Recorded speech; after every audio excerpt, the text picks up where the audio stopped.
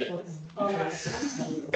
so it's really my great pleasure to welcome here today Tiago de Melo Cartaxo, who's a senior lecturer in the Exeter Environment School in environmental law, and who's also an associate director for external engagement for the ESI.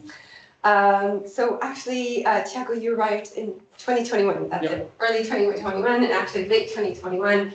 He already founded the Center for Environmental Law, which sits on this campus and which is there really to create and stimulate interdisciplinary research across the university, and it seems also beyond with some of our internal partners, which sounds really exciting. So it'll be great to hear more about that as well at some point if you don't have time today. Tiago's research and teachings are in the area of environmental rights, climate and resilience justice, circular economy, and the energy transition. Tiago holds degrees from the University of Lisbon, Master in Environmental Law for the University of Coimbra, and a PhD in Environmental Law from the University of Brisbane. Lisbon. Oh my God, this is no idea. It would be nice, yeah.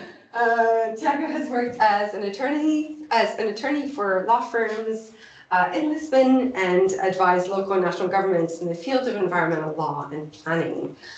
So yeah, thank you so much for giving a talk today. And up to you. Thank you so much, Camille. It's a pleasure to be here, and thanks so much to those who are here in person and to the others online. It's a pleasure. The idea well, my initial idea was to share with you some of the work I've been doing, mostly here since I arrived the law school now. Well, it was Exeter Law School Cornwall, then it moved into a part of Humanities and Social Sciences Cornwall after the restructuring. But always the idea is to make the work in environmental law, especially research in environmental law, more and more interdisciplinary. So I used to work as an environmental lawyer, well, in law firms, as Camille was saying, law firms, governments, and even university. But the reason why I moved to this campus is exactly because there is the opportunity to work with other disciplines. And I see law as an instrument to support other disciplines in finding solutions. Sometimes we can't find solutions, we create more problems. But that's another question. Let me just see if this works. Okay, this would be the outline for the presentation, so some introductions. In fact, I can skip that because I was already introduced, and then I would go through the different realities of environmental law from an international perspective, then into a regional and national perspective. I'll give you the examples of the UK and the EU, some small ones, and then national approaches, and then looking more into solving issues from a local perspective. And because, in fact, after working in international law, in European law, national law, I still think that there are lots of problems that we can only solve, or at least reduce those problems, if we think and act locally. Well, the final part is, I think it's the best thing. You're getting rid of me. But this is a bit of my experience. So Camille has already shared it with you. Law firms, I worked with the Lisbon City Council, then worked with some ministers in Portugal, and then I decided to go back to academia because I didn't want to work more in law firms. So for many reasons, one of them is that it's difficult to work interdisciplinary in law firms. It's full of lawyers. You know that when there are two lawyers, there are at least 3 opinions, right, or more. So obviously that with academics, it's not very different, but so perhaps that's the reason why I like academia so much. Then I joined joined this marvelous campus here in Cornwall, and I had the opportunity to work as director of PGR for HAS Cornwall, which was a really great opportunity because I still felt that PGR power, and I wanted to help those the PGRs around here and try, well, thinking of the experience that was recent, in fact, that I have had while doing my PhD as well. And now there's this new exciting challenge, and it's been great. And I'd like to thank the team here in the SI for this opportunity. It's been great. This is a bit about what the Exeter Centre for Environmental Law is. There's a link to our webpage as well. But again, making law more interdisciplinary, using law to support our disciplines, both on campus but also externally. And in fact, we have been trying to engage with local, national, and international organizations. There are some colleagues, I think that some of our colleagues are also online, who are part of the centre. And again, you can't do things alone, you have to work together with your colleagues, and it's been great, well, trying to build this and making it happen. And I think we have been evolving in still a soft way, but that's how you can make a centre work. So it still is new, it still is small, but we're getting there, and I think that's important. Not trying to do some baby steps, but things are working. Well, why do we need environmental law and regulation? So we have some examples here, and I added still because, well, supposedly human beings have, or supposedly have, learned so much throughout history, or more saying throughout human history, the rest of it, we weren't here the rest of the time, but we have learned so much, and we're still doing the same mistakes, or sometimes even worse mistakes. So we can see what's happening with waste all over the world. In fact, I've been working with some colleagues in the University of Surrey in trying to in dealing with international management of plastics, or plastic management all over the world, and this still is it's increasing and increasing, and we need to find solutions for this. Well, we already have an international convention, especially for hazardous waste, but there are challenges every day on trying to manage this. Then we have, well, the usual ideas and realities of pollution. We see how cities are, even Cornwall. Well, when we go through all the roads, we see how congested they are, especially when they close the A30.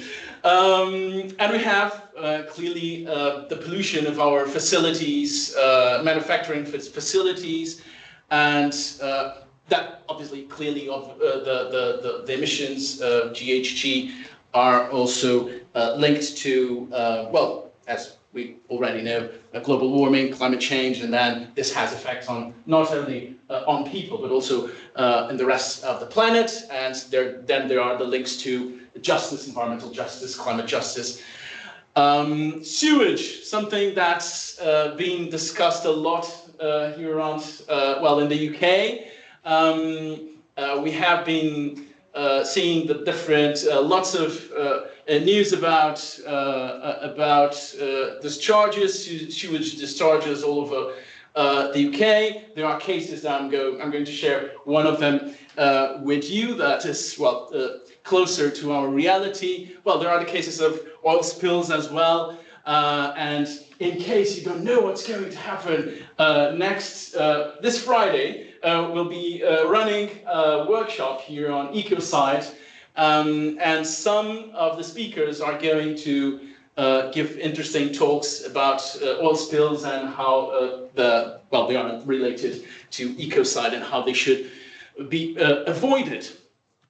international perspective, the globe, international environmental law. So I would like to start with this, and here we have some examples of what human beings have been trying to do, trying to address the international environmental problems. I think most of you already, well, we're in the ESI, so most of you, everyone has heard of these different legal instruments. Clearly, well, we know that international environmental law, or we could say that the beginnings of international environmental law started around the 70s, after, in fact, influenced by the literature, famous literature examples, well, Rachel Carson, Aldo Leopold, lots of other writers, authors, and then that influenced, I would say, the first structured and coherent act or legal act, which in fact was adopted in the United States, right? The National Environmental Policy Act. Some say that it wasn't the only good thing that Richard Nixon did. That's an opinion, but it was in his time. And clearly, international environmental law started to be influenced by this example. It could be understood as the first structured and coherent piece of legislation in the areas of environmental law, and then influenced lots of different pieces of legislation all over the world and international law as well. And we can see that, the World Cultural and Natural Heritage Convention is also from the 70s. In fact, the Stockholm Declaration is also from 72. So we can see that things started to evolve more rapidly after that time. But there are lots of examples for example, treaties or agreements. Especially bilateral agreements. Well, the cases of the United States and Canada that were more recent, that happened earlier than that. But we could say that today we have these difference between the international environmental hard law, which we could say would be the conventions, and that in fact set some obligations for the states, and then we have soft law, and there should be consequences in hard law, and that's the reason why I've added that question mark. And then we have soft law, which is more linked to declarations, well, agendas. A student some years ago asked me why I was using the Agenda 2030 and Sustainable Development Goals in a law module, because in fact that's not law. I explained that it is an example of soft law. It was adopted by the General Assembly of the United Nations. It is an example of soft law. Clearly, it is not hard law. It doesn't set like penalties or consequences or sanctions to the states that don't comply with it. But it is soft law, and the importance of soft law is that even if it doesn't set those sanctions, it clearly can influence other, further evolution in what we understand as hard law, specifically in each state, in the legislation, domestic legislation of each state. But yeah, I wanted to share these examples, and there are more, clearly, but some of them are linked to what I'm going to discuss a bit further. So that's the reason why I've chosen these three examples: the World Heritage Convention, the United Nations Framework Convention on Climate Change. Well, obviously, it had some interesting developments with the further instruments that were adopted a bit later, and the Paris Agreement is the most recent one under the auspices of the Convention. But then we also have the Convention on Biological Diversity, which is also very interesting for people who are in the SI. Well, there have been discussions on this in the SI as well, and I think that there could be lots of much more in the future. Looking at national, I've used this one, but it could use others. Oh, we can read what's exactly there. Sorry, I could read it on my laptop, but that's okay. I can explain it. So obviously we have the international perspective, and usually one of the comments there are that we can hear with regards to international law is that it's difficult to make it effective. Because most of the time, well, there's a lot of soft law, especially in environmental law. There's a lot of soft law in international environmental law. But even the conventions, even the international instruments that we could understand as hard law, because they are more detailed and they set obligations for each state, then it's difficult to make the states, the countries comply with it, because at the end, which are the consequences for the states? Obviously, supposedly we shouldn't make war for no reason, for any reason. So clearly we should make war because of the environment, right? So that's not, that couldn't be a consequence. It couldn't also be, it could be there a consequence, or it doesn't happen much to have financial sanctions from international organizations related to the environmental law.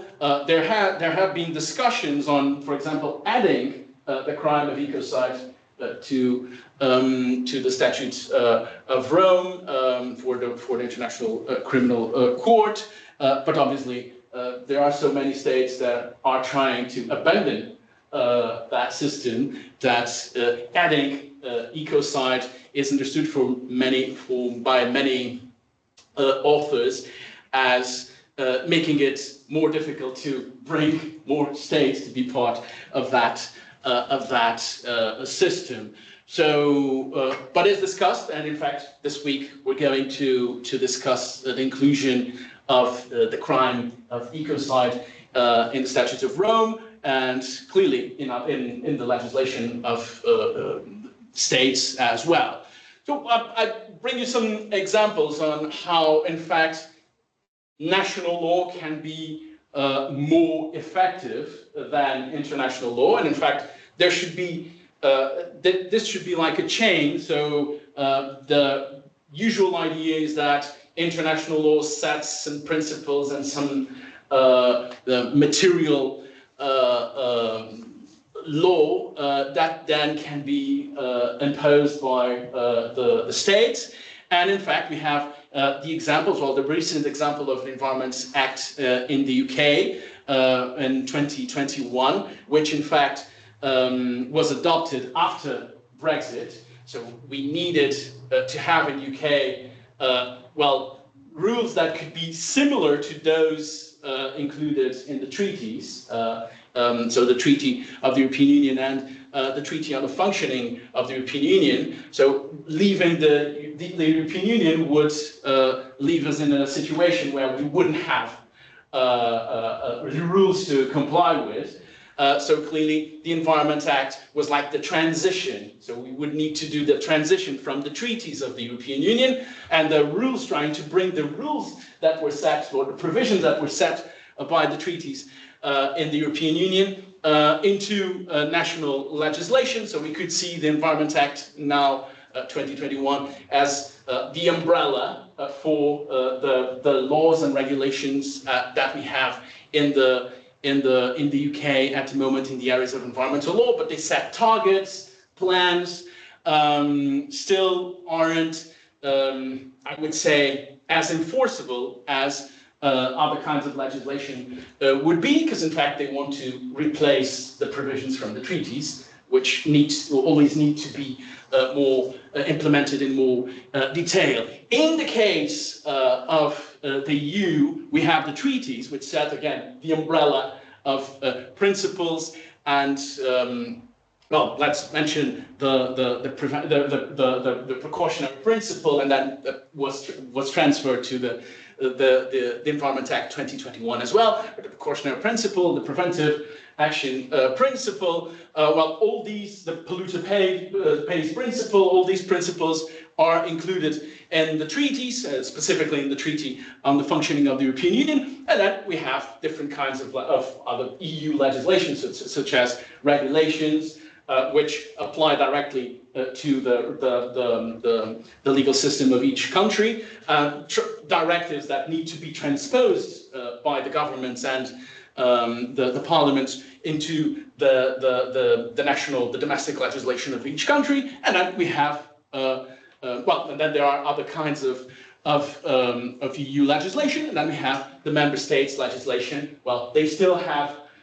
some margin to take decisions and to adopt legislation, but clearly in the EU, the competencies are shared in the areas of the environment and sustainable development. But clearly, there is, we can say, looking, well, at a first glance, you could say generally that national legislation would be more effective because it's applied. First of all, it usually sets consequences, specifically the other environmental law pieces of legislation and regulations, because they set consequences, penalties.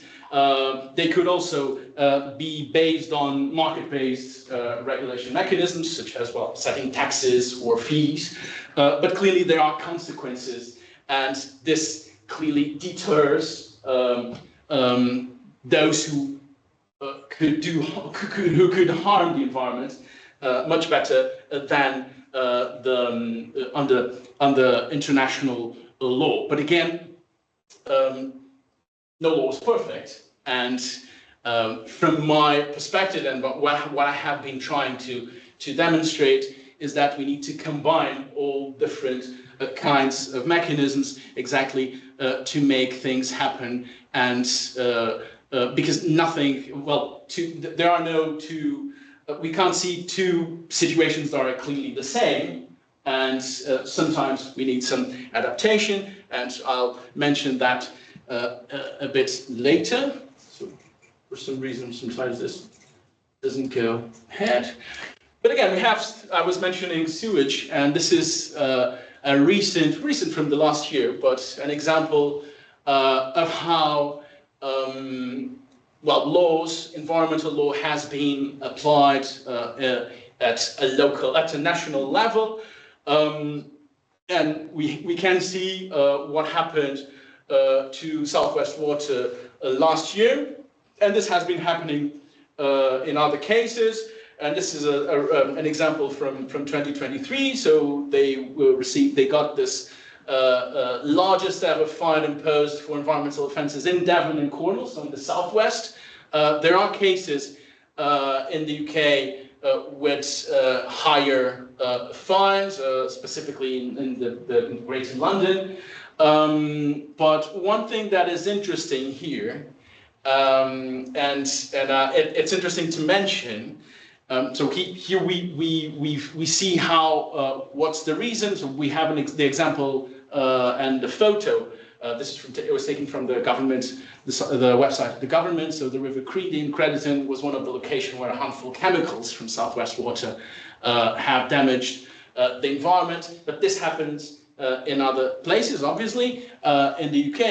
And it was interesting because Anglian Water was fined by a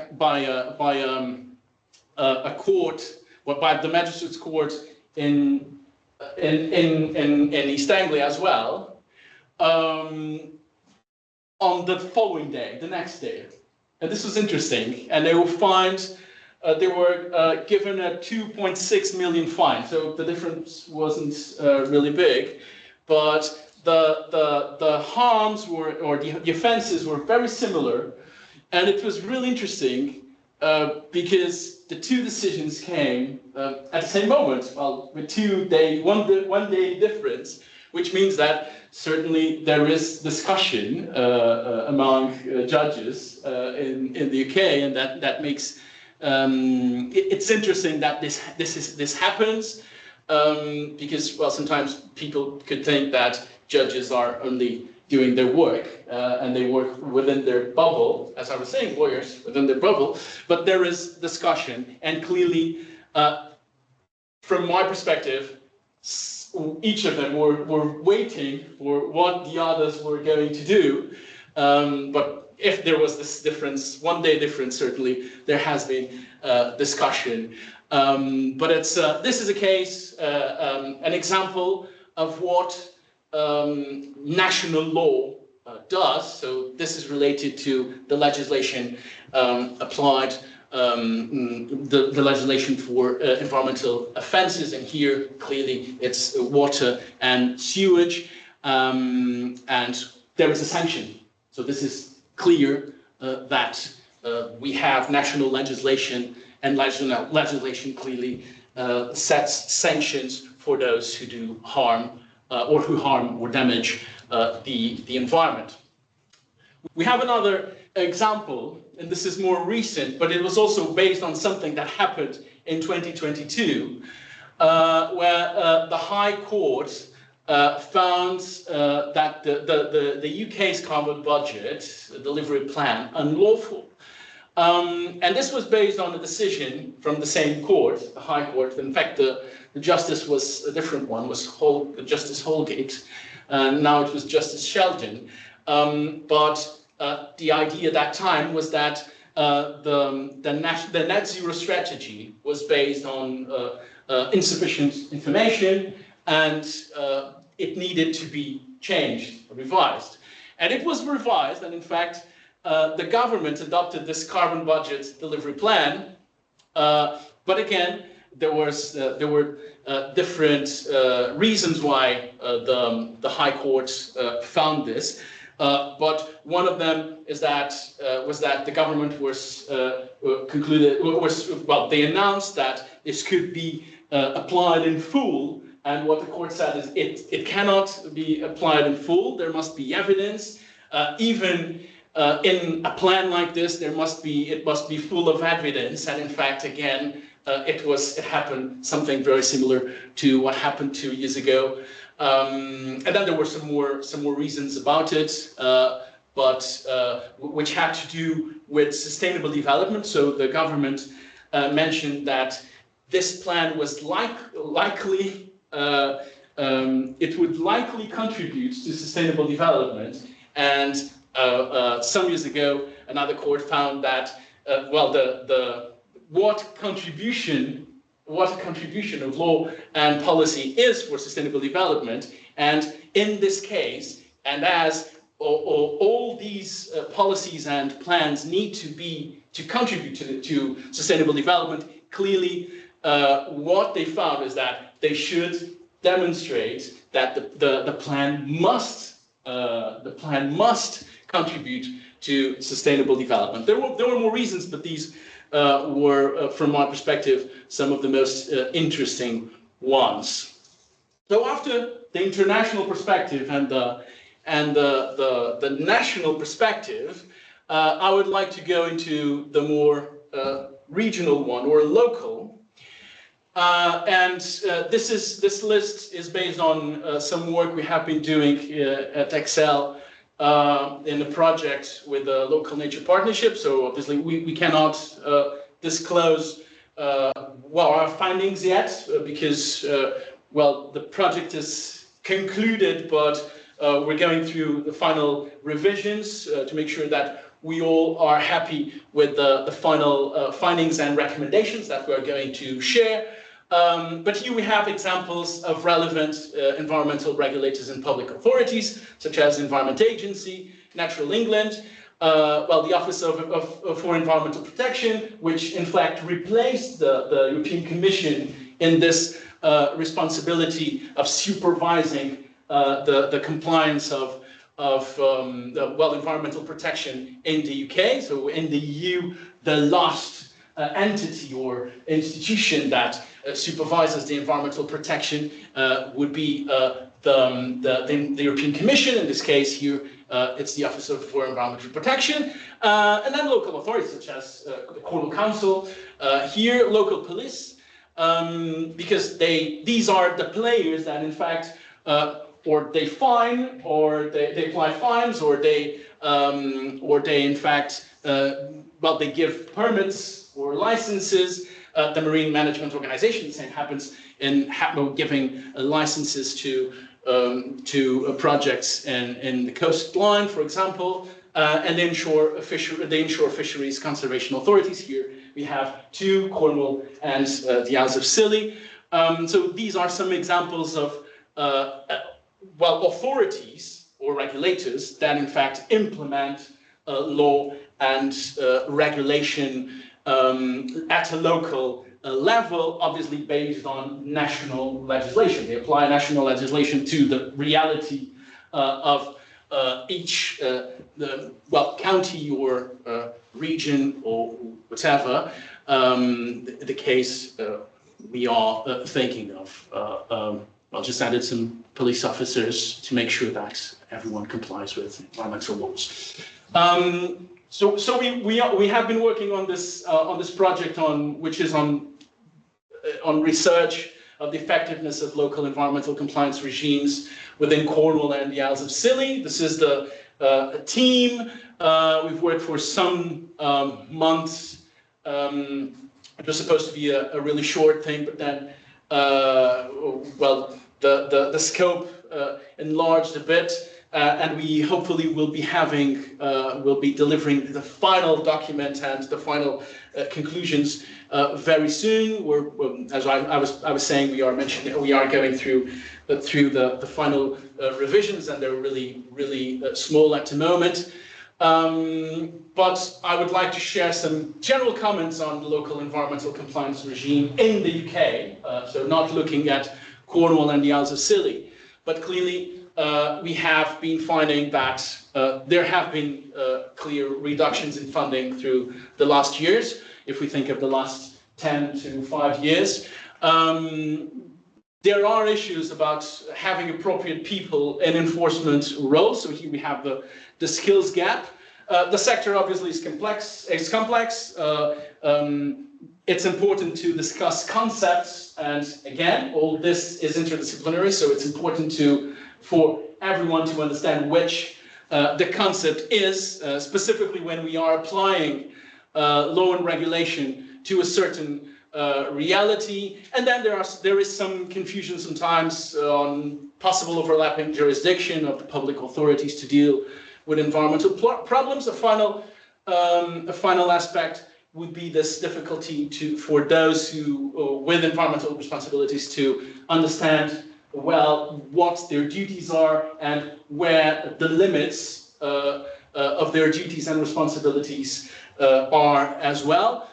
So obviously this is a general observation about what's happening in the UK for the different examples that we looked at all around the country, but clearly then we will suggest solutions, and hopefully they could serve as also not only for the southwest, but for the southwest, but also for the UK and perhaps for the world. And I know we have people from out of the UK here as well.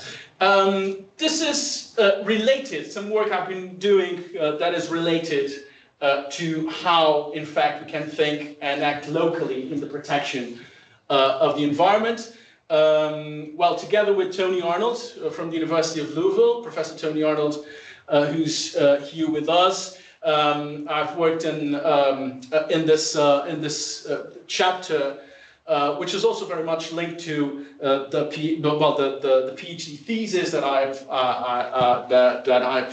defended some years ago, and that was linked to that was related to environmental rights and resilience justice, which is something that has been suggested by by Tony Arnold, who has a team, and each year has a great team of fellows who work in different places to try to understand how well the state of the art in each different places, not only in the US but also in other places in the world related to environmental justice, but also linking environmental justice to the needs of social ecological resilience. So that's the reason why resilience has been added to this, and obviously to inequality and the importance of defending the oppressed communities and the marginalized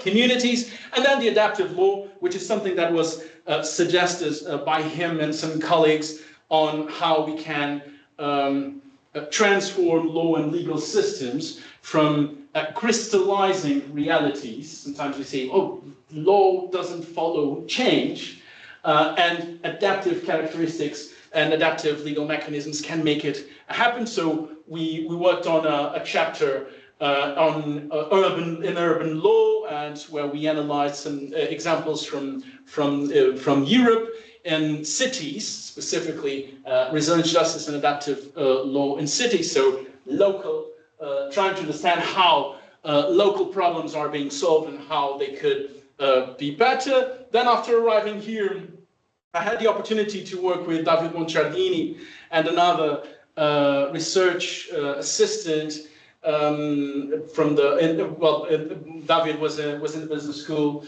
until this year, and we worked on this policy support fund project on trying to find solutions to make a Cornwall food policy happen in here. And we looked at the example of the city of Milan, which in fact had received the Earthshot Award prize from Prince William, and some years ago, I think it was in 2020 or 2021, and we tried to understand what was so fantastic in Milan that perhaps we could try to take some ideas. Obviously, Milan is not Cornwall, but clearly it would be it was interesting to understand what they did and how successful it was. An interesting thing, and that we suggested at the end would be that our local authorities should have at least one office dedicated to food policy. Well, they started in Milan. They started, I think it was in 2019. Well, it was before the pandemic, and then it worked really well in the pandemic because they were facilitators. They could put people together, different organizations together to deliver and to make sure that people would get, especially those in need, would get food. And then they started investing on quality and local food as well. So it was a really important work. And then we brought this policy brief to the Parliament, to Westminster, where we shared the example and we demonstrated that all different local authorities in the UK should invest on a even if it's very small, it can enable things to happen. And there were different cities, Bristol, Sheffield, Manchester, that clearly agreed with that, and they have been doing a great work in that area. And so again, this is working locally, and it's possible to make it but we have to engage the different stakeholders and politicians, even perhaps in Westminster, to find solutions to, for example, finance this. Just a last word on Milan. In fact, it all started with 200,000 euros given by the AC Milan Foundation to the city of Milan to create that and invest on that. And it worked. Obviously, that we acknowledge that there are some issues as in everything, but clearly, especially during the pandemic, the peak of the pandemic, it worked really well, and it was a real success. Then the example of UNESCO biospheres, I'm going to share it a bit later. So we still have time, right? A bit, not much, perhaps. And I'll share some ideas with you. But the example of the UNESCO biospheres as a framework that works in specific regions and adapted to their specific characteristics and needs. This project on environmental compliance regimes I have already mentioned, and now I've been working with a team led by Tony Arnold, again, on co-governance and resilience justice, looking at examples of co-governance and resilience justice all over the world. And Rebecca Wells-Gonzalez and Tony have already presented first draft in a workshop, in an Austrian workshop in the United States some days ago. An example of how we can think and act locally, the feasibility study for the development of the UNESCO Biosphere Reserve in Cornwall and the Isles of Scilly. It's only a proposal. So this is the team. We've put different people together in two workshops, one more local and another one more focused on international experiences. We had people from all over the world sharing their experiences. Again, Swasti and I applied for a fund, and then we a group of people to work on this, and it's already shared in our website, and we would be very happy to share it with you in case you are interested. Just showing you the logo. So it's the sea, the waves, the moors, and the sun when it's out, not today. We could even found a way to say it in Cornish, or at least to write it, not saying it. And the surfer would be the balance between human beings and nature. This is, well, obviously it's not easy to read, but this was the first workshop. We put together people from all over Cornwall and the Isles of Scilly. And we also had the experiences from North Devon Biosphere and the Isle of Man. The second was more international, so we had people from Costa Rica, from Mallorca and Spain, from Norway, Austria, China, from Portugal, and we also had some people from around Cornwall as well.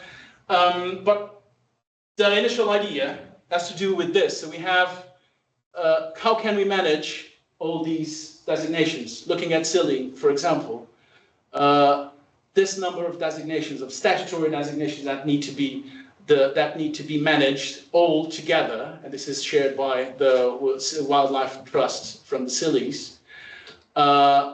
Or this, if we look at Cornwall, so these are all the different statutory designations that exist here in Cornwall. Look at the Scillies. So how is it possible to govern all this?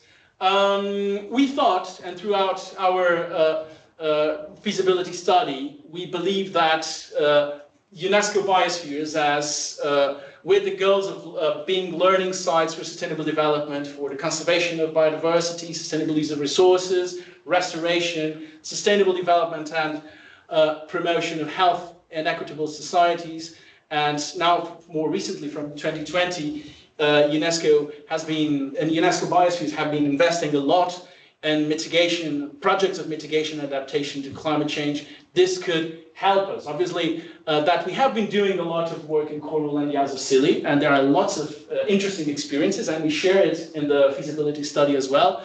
But obviously, if we look at the world, there are many more experiences, and perhaps we could learn from them, and they could learn from us. Being part of this network would be something amazing for Cornwall and the Isles of Scilly. This is the way how it is governed, all the biospheres all over the world.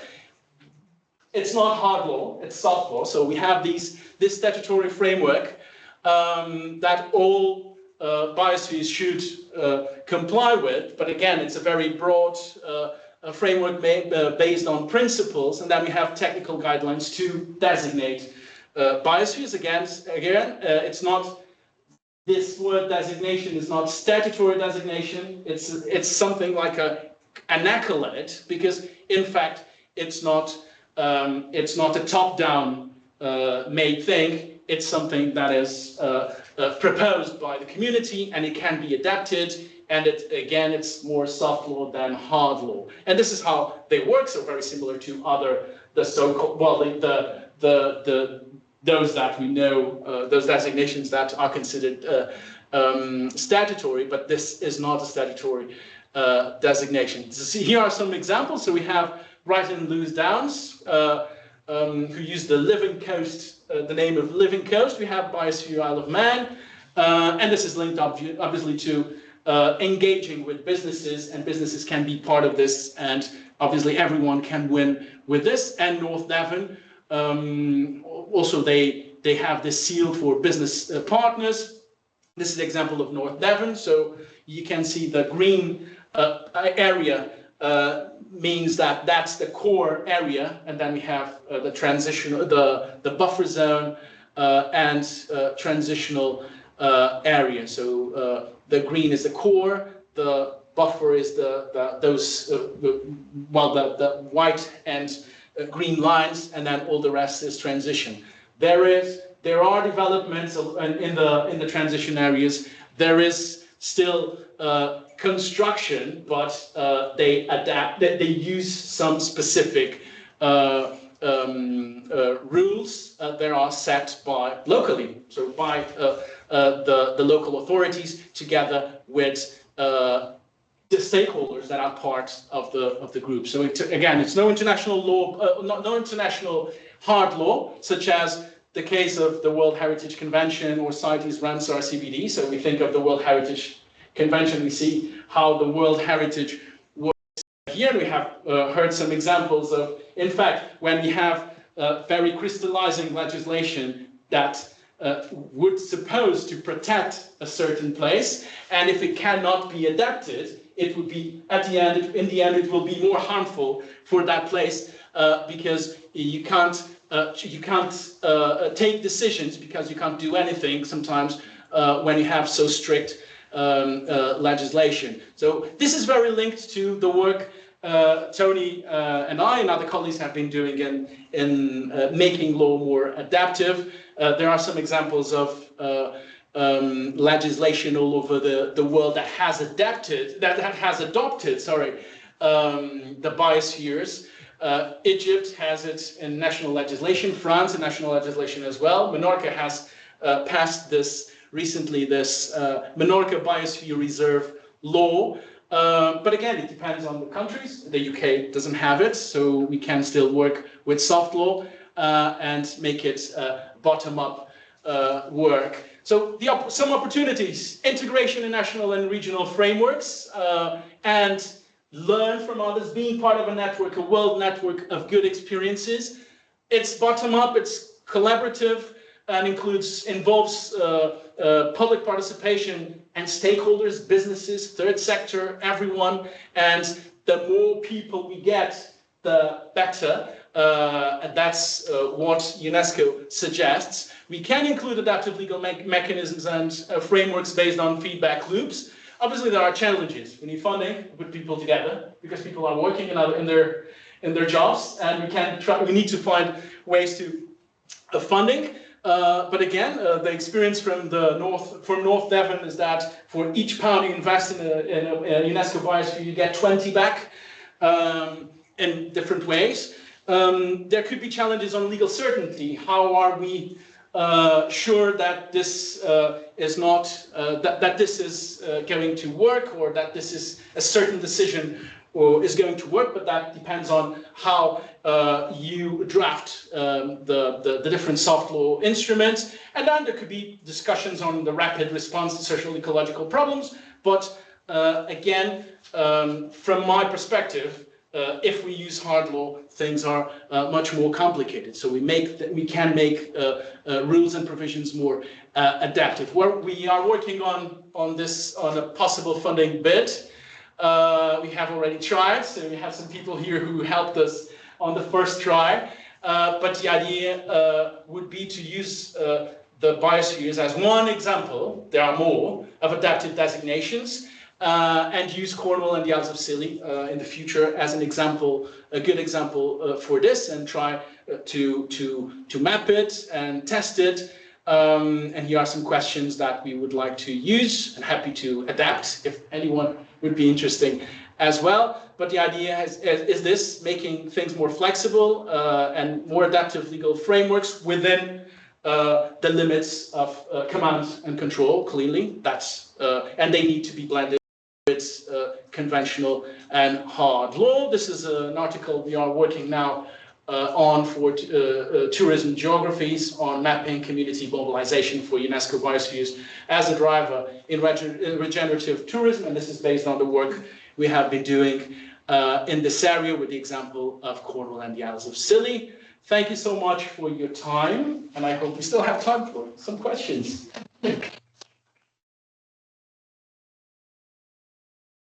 you so much, Tiago. Questions?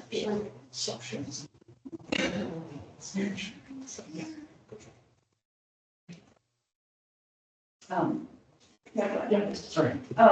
In the scoping that you were doing around the legal framework or the local, so who are all the people who are involved in that space? I guess this is just from my perspective. You didn't mention historic England, and I guess one of the things that I experience quite often in the work that I do is something you haven't touched on, and it may be because it's not perceived as an issue, is when change is proposed for multiply designated landscapes, where you have scheduled ancient monuments and triple SIs and a lot of stuff going on. Quite often, the person who's trying to make that change will get quite conflicting regulatory advice from historic England and natural England. So you may have expectations about nature recovery, but there's a scheduled ancient monument, so you're not allowed to do anything that encroaches on that. Or you might have a sort of flip side where you have someone who wants to do sort of scrub clearance around the site, but natural England says, oh no, you can't do that because it's habitat X. And it just, that comes up again and again and again with the work that I've done. And I guess it's interesting to me that it's not flagged as anywhere in this space, because in multiply designated landscapes, it's like that, the bumpiness of that and the lack of alignment and collaboration across the regulators seems really significant, but it might just be in my head. No, that's a really important point. In fact, well, the entities that I mentioned were for the project that is not the biosphere one. So they are more, well, it has been done together with the local nature partnership, and I would say mainly with the Cornwall Council, and it was more focused on, well, ecological aspects and human aspects. In fact, well, heritage should be included in the human part, and obviously the link, also the link to ecological aspects. But in the biosphere project, we certainly include the issues related to heritage, and in fact I think, well, we don't have it here, but the map that I shared includes heritage designations. So for the biosphere one, which is something more, I would say is more an intern piece of research. So it's not like it wasn't done together with other entities. We really believe that heritage is important and extremely important, and I totally agree with you. Yeah, it's interesting to me that the local nature partnership didn't flag that. So that's, but I think it could be, it would have made totally sense to also include historic England. I just, the thing of it was a negotiation, and we discussed it, and those were mainly because, well, we didn't have, we wouldn't have time to look at all possible relevant organizations. I think that, well, after you saying that, and you're totally right, because perhaps sometimes the biggest problems appear when those relations, right, with the cultural heritage. Yeah, it's interesting to me because it is a bit of a blind spot. Yeah, and absolutely. But I I'm think that would interested in the blind spot actually as a social scientist rather than like you should fix it. I'm curious that it didn't come up. I think that after we release this, I would be very happy to look at it and try to understand which of the problems and the recommendations could work also for the interactions with historic England between specifically the council, right? So, Yeah. because the council was the entity that led, in fact, this project. So in fact, it was they were looking for legal experts. We applied, and then at the end we match funded with the council and the university. And the idea would be to identify a maximum of 8 organizations. We didn't have much money, so the idea was really to make something small at the beginning and try to see if it makes sense to grow. And I totally agree. I think that makes totally sense. Thanks for saying it. I'm interested how people received it from those different organisations. Do they see it as something that's an additional bit of work? I mean, who ultimately decides? The biosphere one. Yeah. Clearly, I think most of the people see it as more work. In fact, one example that was a reply that we received from one organization, I'm not going to say who was, but the first reply was, well, we are already dealing with all these different designations. We don't want an additional pain. And then it was interesting because we had a second conversation in person with that organization, and then they felt much more interested. They've seen that others were interested in that. But I think that at the end, it's all about the same thing, the same problem, which has to do with funding. If you have funding, you can hire people to be there or to spend some time on this and work on it. If you don't have it, things are more difficult. And the discussion was, this puts people together, and sometimes it's difficult to put people together because people don't have time. But people don't have time because they have to be working, and they are overwhelmed with workloads in all different organizations, so it would be an additional thing. But from the examples we have from other places, we clearly see that if organizations find a bit of time to sit together with all those other organizations, and they can find solutions much better and much easier. But obviously, at the beginning, it is more work, but from the studies we've been doing, the benefits of it are immense and are huge because, well, they are as I was saying, if you invest in it, you get much more back, and you learn with others, which, from my perspective, it's really, I would say, it's the best thing, because you can see what's happening in the whole world in places that are considered by UNESCO as special, by an international organization, as special places, special corners in the world. Obviously, that not all of them are perfect, but they have good experience. Even those who don't do well, they can demonstrate, they can show why, we can understand why it didn't go well. Super, thank you so much. I'm conscious of time, so maybe I'll ask you a question later. I told Amrita that I had prepared for 20 minutes. Always give it to me. Thank you so much, and yeah, please. Thank you very much.